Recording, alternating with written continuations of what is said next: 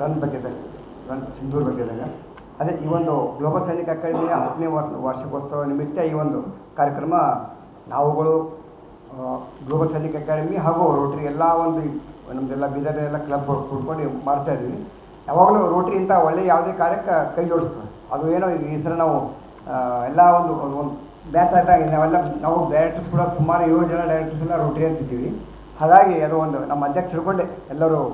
ಹಾಗಾಗಿ ನಾವು ಇಂಥ ಯಾವುದೇ ಒಂದು ಕಾರ್ಯಕ್ಕೆ ಯಾರೇ ನಮ್ಮ ಕರೆ ಕೊಟ್ಟರು ಆ ಕಾರ್ಯದಲ್ಲಿ ನಾವು ರೋಟರಿ ಯಾವಾಗಲೂ ಭಾಗವಹಿಸ್ತೀವಿ. ಇದೊಂದು ಒಳ್ಳೆ ಒಂದು ಜಾಗೃತಿ ಮೂಡುವಂಥ ಕಾರ್ಯಕ್ರಮ, ದೇಶಭಕ್ತಿಯ ಒಂದು ಕಾರ್ಯಕ್ರಮ ಇದೆ.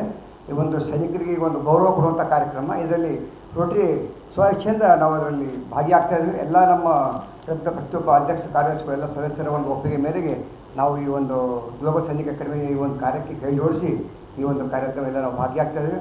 ಅದಕ್ಕಾಗಿ ಇದರಲ್ಲಿ ಎಲ್ಲ ನಾವೊಂದು ಈ ಒಂದು ವೇದಿಕೆ ಮುಖಾಂತರ ಎಲ್ಲ ಬೀದರ್ ಜನತೆಗೆ ಏನು ವಿನಂತಿ ಮಾಡ್ಕೊಳ್ತಂದರೆ ಎಲ್ಲರಿಗೆ ಒಂದು ಸದುದ್ದೇಶ ಒಂದು ಒಳ್ಳೆಯ ದೇಶಭಕ್ತಿಯ ಒಂದು ಕಾರ್ಯಕ್ರಮದಲ್ಲಿ ತಾವುಗಳಲ್ಲಿ ಹೆಚ್ಚಿನ ಸಂಖ್ಯೆಯಲ್ಲಿ ಒಂದು ರಿಜಿಸ್ಟ್ರೇಷನ್ ಮಾಡಿಸಿ ಕಾರ್ಯದಲ್ಲಿ ಭಾಗಿಯಾಗಬೇಕು. ಉತ್ತರ ಕರ್ನಾಟಕ ನ್ಯೂಸ್, ಇದು ಕನ್ನಡದ ಉಸಿರು.